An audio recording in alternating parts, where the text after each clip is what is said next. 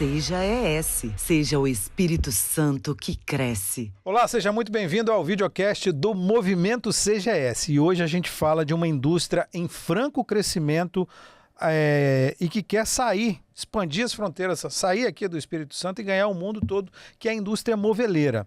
Essa indústria aqui no estado se destaca como um dos principais pilares da transformação industrial do interior. Tem forte concentração no polo de Linhares, no norte capixaba. O setor reúne cerca de 60 empresas e aproximadamente 3 mil empregos diretos. O faturamento anual é acima dos 600 milhões de reais, mas esse número pode chegar perto ou ultrapassar 1 bilhão de reais. A produção é majoritariamente voltada para o mercado interno, mas muitas empresas, grandes empresas da região, já começam a olhar bem para fora do estado e para fora do país. A gente tem mercados consolidados, por exemplo, no Chile, na região central da América, também no México. E é sobre isso que a gente fala agora com o Vitor Guidini, que é sócio-diretor da Cimol. Vitor, seja muito bem-vindo ao videocast do Movimento CGS. Obrigado, Edu. É um prazer estar aqui para falar um pouco da nossa indústria e trocar ideia e falar do nosso Espírito Santo e o que a gente tem de potencialidades aqui. Ótimo, excelente. A Cimol Móveis é sediada em Linhares, foi fundada em 1991. Não é isso? Exatamente. Começou com uma pequena produção artesanal de móveis, foi crescendo e hoje é especializada em fabricação de salas de jantar, camas e complementos decorativos. É isso mesmo? Então, 1991, fundada pelos meus padrinhos, Anaí e Nelson, meu pai. E hoje, especificamente, desde o meados do ano passado, a gente é especialista em sala de jantar. Já fizemos sala de jantar. Mesa, cadeira e complementos, mas Legal. Já fizemos camas, já fizemos roupeiros. Por que vocês decidiram fazer essa mudança e deixar tão específico assim? Então, na verdade, Edu, a linha de produção, ela é muito específica. E se você ficar mesclando linhas de produções, você acaba sendo ineficiente.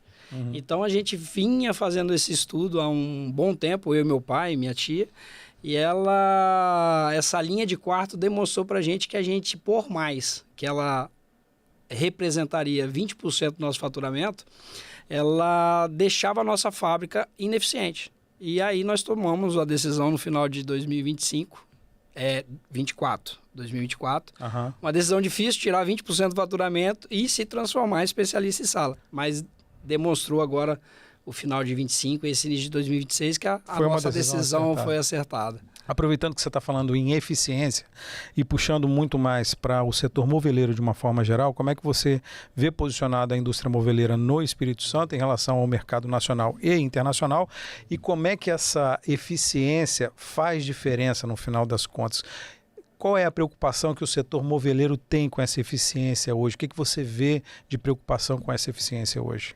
Então, começando com dados gerais, a indústria moveleira no Brasil ela é pouco exportadora, tá? A gente só exporta 4% de toda a produção nacional.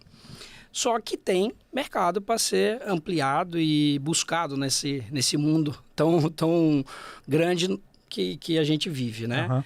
E a parte da eficiência é um ponto específico disso, porque você tem problemas de mão de obra, guerras e outras coisas mais que não está na sua mão. Né? Então, o que você olha para dentro da sua indústria? Você tem que ser o mais eficiente possível, fazendo mais, com menos ou igual. Então, a parte da eficiência produtiva, ela é muito importante para a sobrevivência das indústrias, né? Que, de certo tempo para cá, a indústria moveleira, ela tem se verticalizado cada vez mais. Então, acho que essa busca por eficiência é um ponto de sobrevivência e, logicamente, todo industrial ele busca melhores resultados, né? Então, ser eficiente representa melhores resultados aí nos negócios, nos fechamentos aí anuais e resultados das empresas, né? E o que sinaliza a eficiência na indústria moveleira? É equipamento, tecnologia, inteligência artificial para o setor, robô. Sim. É o que significa então, eficiência? Eficiência, na verdade, é um pouquinho de cada coisa. É um processo que você faz mais rápido, é tecnologia, é maquinário. Lógico que a IA está vindo aí com força total, né, em outros setores, mas já chega também no setor moveleiro. Já faz... todo o setor tem uma parte de IA já, né, bem efetivo. Faz parte do seu dia a dia já? Do meu dia a dia, sim, pessoal, buscando respostas, né? Mas da lá Simol. dentro da indústria ainda a gente está estudando onde que ela pode se adaptar melhor. Mas é um caminho sem É volta. um caminho sem volta, com certeza. Como é que o nosso polo moveleiro aqui do Espírito Santo está posicionado em relação a outros polos do país? Então, na verdade, Edu, a nossa associação brasileira, que é a Bimóvel, ela até meio que parou de falar assim, ó, é o primeiro, segundo, terceiro, ela não usa mais esses termos. A gente tem, o polo do Espírito Santo é um polo de indústrias novas. São empresas em torno de 20, 25, 30, tem algumas com 40 anos. Em contrapartida, tem empresas no sul do país e outros que já passam dos 60. Em São Paulo tem empresas centenárias já, né? Aham. Então, assim, eu falo que o polo de Linhares ali, o polo do Espírito Santo, é um polo pequeno em número de indústrias, porque se você olhar o polo de Linhares hoje, a gente tem 9 indústrias a nível nacional, né? Empresas que vendem no Brasil e A maioria exportam. é de menores indústrias. Né? E aí, assim, então você tem muita marcenaria e tudo mais, mas o polo hoje de Linhares é muito bem visto em números, né? Então até você comentou alguns números, Isso. mas o estado do Espírito Santo, a parte moveleira, ela já chega a quase 1,5 bi. Então já passou daqueles números Já lá passou daqueles números, Então ele é um dado que o ano passado teve fechamento. Isso tem no Observatório da Federação, isso é aberto, por isso que eu estou falando. Então, assim, para complementar que a indústria tem se fortalecido e tem crescido. E ela é muito... A gente fala que a gente é um polo robusto. Pequeno e robusto em números, em eficiência e tudo mais, né? Agora, Vitor, você falou de 1,5 bilhão de reais. A gente bateu no teto? Não Tem muito espaço necessariamente. para crescer aí? É porque você muda a linha, sobe mercado, mexe em produto, aumenta ticket médio. Tem gente que vai para o ticket médio mais baixo, mas tem indústria pensando em aumentar ticket, né?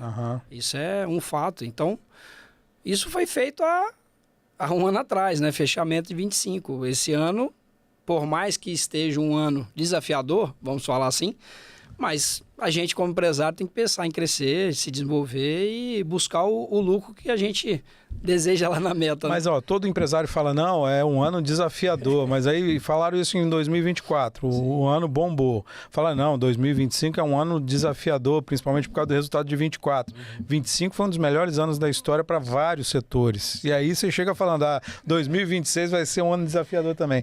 É o quê? A gente tem uma influência de eleições e Copa do Mundo, por exemplo, nesse ano para esse setor moveleiro ou não? Sim.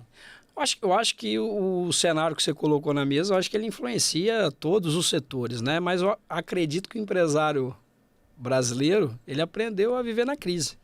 Então, por isso, desse cenário, um ano desafiador e vem um resultado bom, um ano desafiador e vem outro resultado melhor ainda.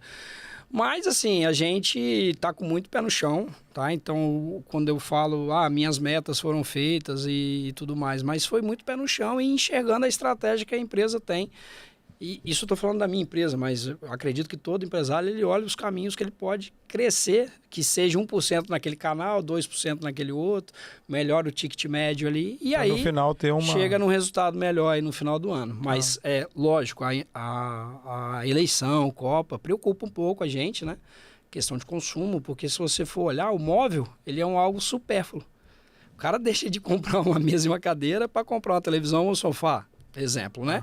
Então é isso que preocupa, né? Consumo em si, mas acho que a gente pode ter bons resultados, por mais que se desenhe um ano desafiador, como eu falei.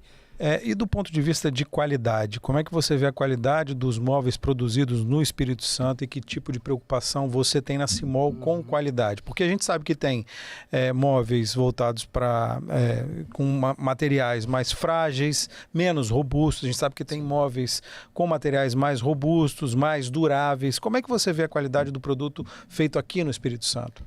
Eu falo que hoje o móvel do Espírito Santo não perde para nenhum lugar do Brasil e do mundo. O móvel do Espírito Santo é muito bom, feito com materiais de qualidade e adaptados à realidade de cada público. Então, a empresa que atende o público C e D, o móvel feito no Espírito Santo está adaptado para esse público. Da mesma forma do público A. Então, eu sou meio suspeito a falar, mas a gente vê a qualidade dos móveis E quando eu falo de eficiência, tecnologia, você vê de dentro da indústria o móvel montado, né? A gente estava numa feira em São Paulo, de Linhares tinha 9 expositores.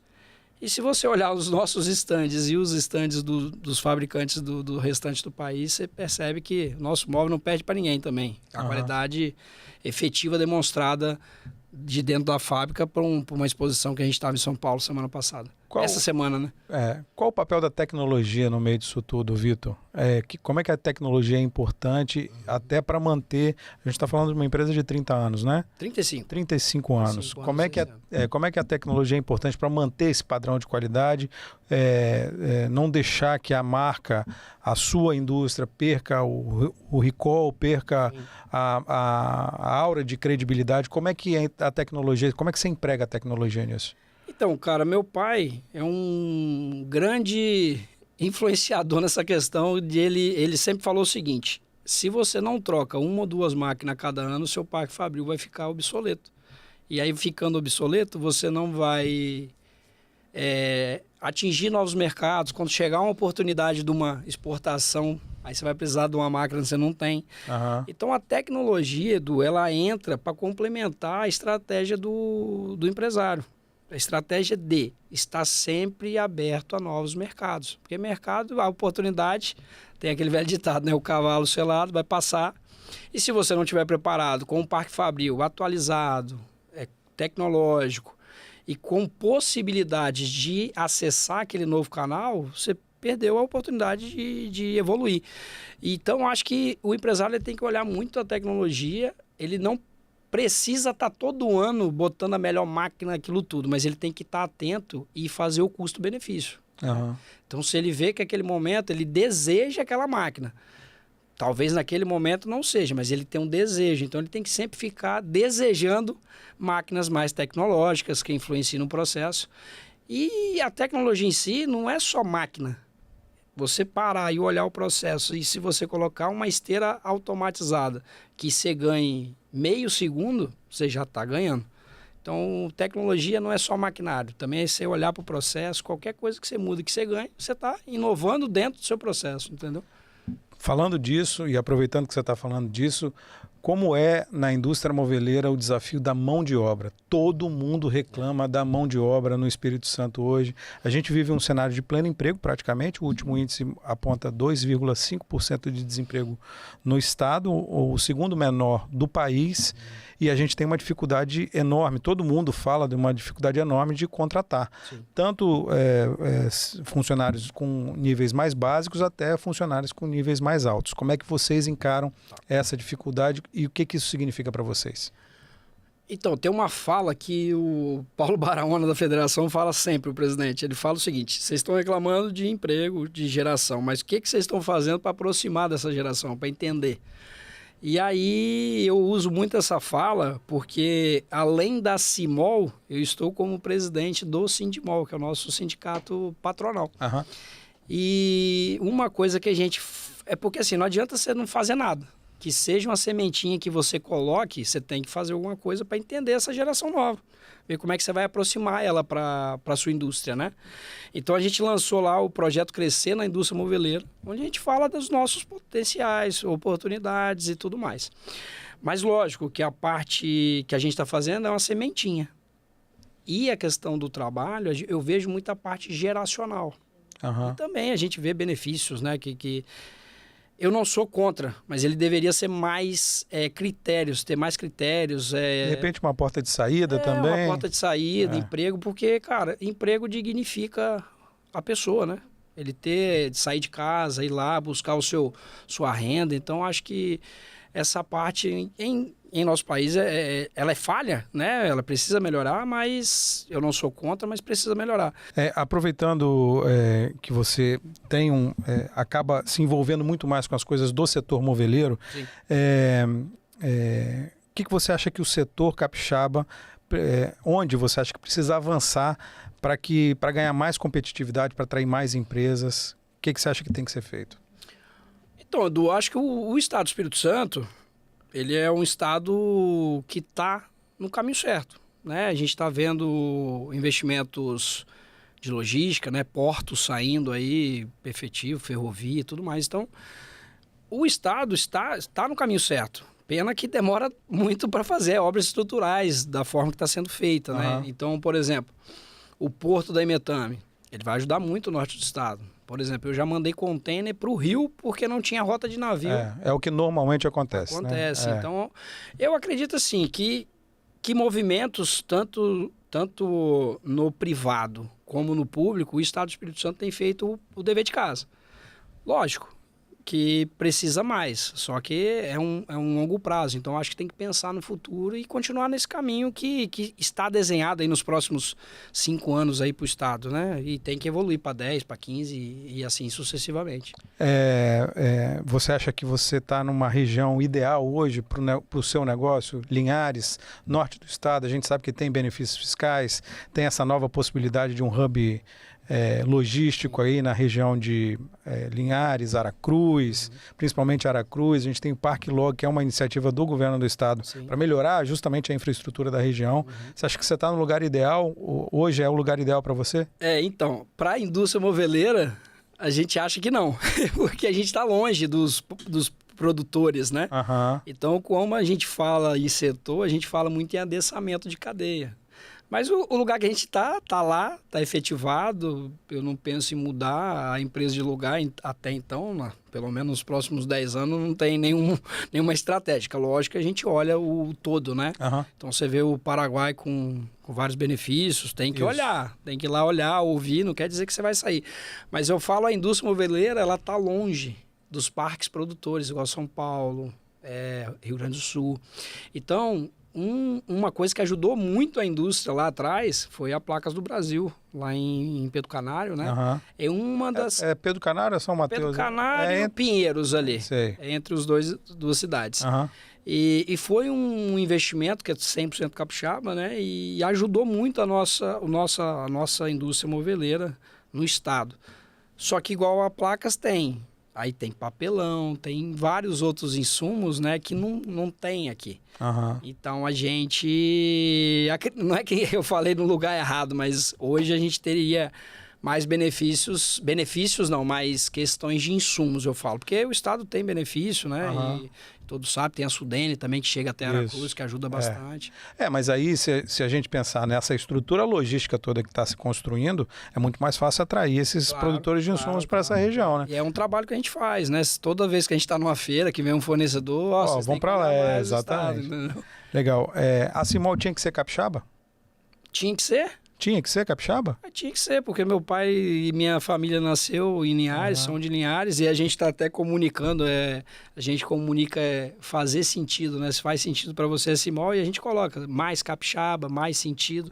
É a nossa terra, né? É onde a gente está e é onde a gente tem que tirar, e tirou até então todos os nossos resultados e vamos continuar ajudando aí o estado, a nossa cidade, que é Linhares também, a crescer aí.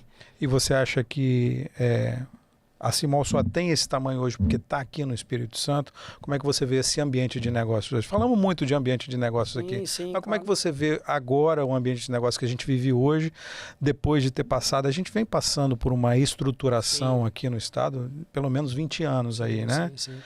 Como é que você vê esse momento? Como é que você vê o Espírito Santo como ambiente de negócios e como é que vai ser daqui para frente?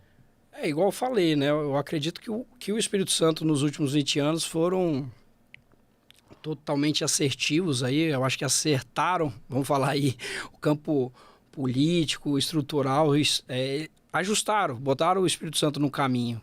Por isso que o Espírito Santo tem tomado a posição, mesmo que pequeno no tamanho e população, mas ele toma posições aí nacionais e até mundiais de um estado forte, um estado provedor de muitas riquezas, né? Então, eu acredito, cara, que o Espírito Santo, ele tá com a faca e o queijo na mão e tem muito por vir ainda, né? E nós, como empresários, temos que divulgar mais o nosso estado, temos que falar mais da nossa terra, da nossa cidade, do nosso estado, para justamente atrair olhares de empresas importantes do setor, quaisquer seja eles, né? No meu caso, moveleiro. Então, uma indústria de espuma, uma indústria de resina, o que seja do meu setor, que atenda outros setores, eu tenho que falar, eu sou do Espírito Santo, É uma terra boa, vamos conversar, quem sabe você monta uma planta, independente da cidade, né? Mas dentro do nosso estado. Então, acho que o caminho está bem pavimentado aí para o crescimento. Legal. E onde é que esse crescimento vai chegar para a indústria moveleira e nesse contexto para a Cimol dentro desse hub moveleiro que o estado tem? Eu acredito que a parte logística ela vai ajudar bastante e igual o acesso à exportação, né? Lógico que vai levar um tempo, porque tem que fazer a parte de rotas de navios, né? Mas só de ter um porto a 60 quilômetros que vai entrar os maiores navios do mundo. Então a rota de navio vai ser facilitada. Então acho que a logística é um bom caminho para esse crescimento, né? Do Polo e da Cimol. A parte desse crescimento acentuado que o Espírito Santo está tendo em demonstrar a cara e tudo que ele tem de bom, acho que pode atrair, que eu falo muito em adensamento, pode atrair grandes empresas que atendem o meu setor como outros, né? Então, atendendo o meu setor vai ajudar a gente a reduzir custos de transporte e outras coisas mais, né? E aí, lógico que você acaba criando uma rota melhor para crescer, desenvolver o seu negócio. A Cimol está na segunda geração, né? Seu pai que foi o fundador. Tá lá, meu pai, minha tia e meu outro tio. Meu tio, tem um tio que já é falecido, mas minha tia está na empresa, meu pai ainda está na empresa. A gente está em sucessão já há, vamos falar, depois que eu me tornei sócio, uns 7 anos aí. Legal. Mas não tem data, não tem hora e não tem dia marcado. A gente faz essa sucessão bem leve, tranquila. Meu pai está muito ativo ainda dentro da empresa, minha tia também. E quantas gerações para frente mais a gente vai ter a Cimol? Então, eu tenho 3 filhos. Se algum dos 3 quiser, então, por exemplo, o Gêmeos tem 6 anos... Vamos mostrar o que a gente fez até então. E se algum se interessar, porque eu nunca fui forçado a estar dentro da empresa, né? Eu fui porque eu via meu pai, gostei e me interessei. E a gente vai mostrar o que a gente faz. Se interessar, quem sabe esse mal chega aí nos seus 100 anos aí. Isso aí, futuro, Deus pertence, né? E a gente vai trabalhar mostrando o que a gente faz de melhor. Legal. Vitor Guidini é sócio da Cimol. Isso. Muito obrigado pela sua entrevista aqui ao videocast do Movimento CGS. Maravilha, Edu. Agradeço a oportunidade de falar da minha empresa, falar do meu setor e estamos aqui junto para construir um Espírito Santo, um Linhares e com tudo isso a Cimol também cresce e a gente, todo mundo sai ganhando aí nesse jogo. Legal. Mais uma vez, muito obrigado. Para você que acompanhou a gente até agora, muito obrigado pela sua companhia. Até a próxima. Tchau. Seja ES, seja o Espírito Santo que cresce. Realização Rede Vitória.